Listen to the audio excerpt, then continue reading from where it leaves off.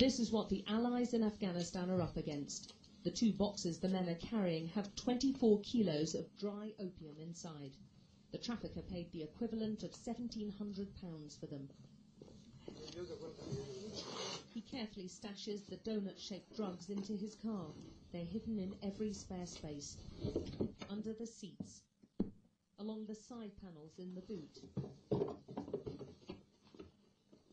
Even the air filter is stuffed.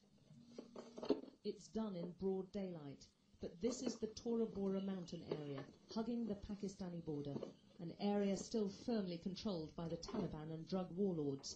Even so, the trafficker complains about the difficulties. We're taking it from here to the border, he says, but there are lots of police and checkpoints. We're scared of getting robbed by thieves, so we have our own guards.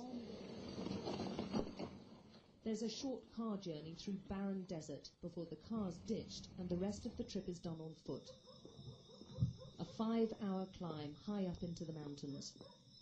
It's dark by the time the opium's dropped off at one of the many mobile labs operating in holes cut out of the mountainside.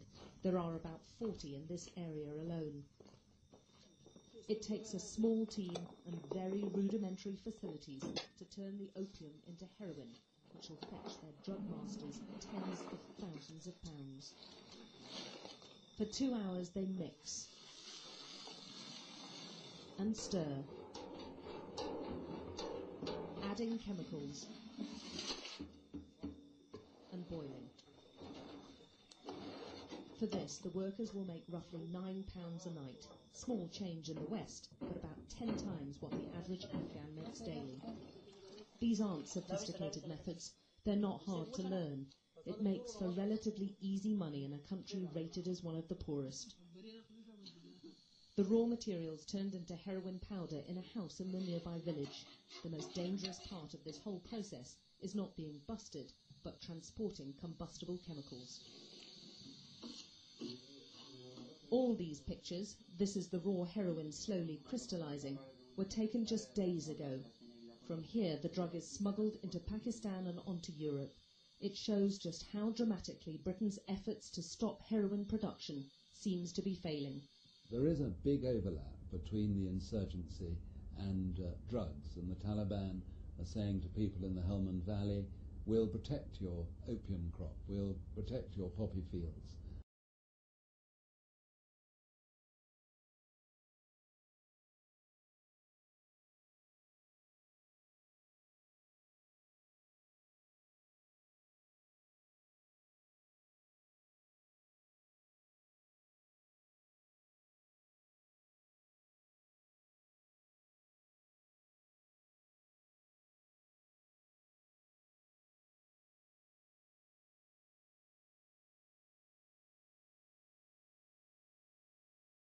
Comes from here, but millions of pounds and thousands of troops haven't stopped opium production. Instead, it's up by more than a third in a year. This is just 1 kilo of heroin. It's worth about £50,000 in the UK. This whole cell is filled with 600 kilos of heroin. It took just 1 month to pick up, and that was just in Kabul, not the whole of the country. And it has a street value in Europe of about £80 million. The terrorists have been deprived of this drugs money, but it's a tiny proportion of the rest they'll spend on weapons and bombs to target the British and other international troops here.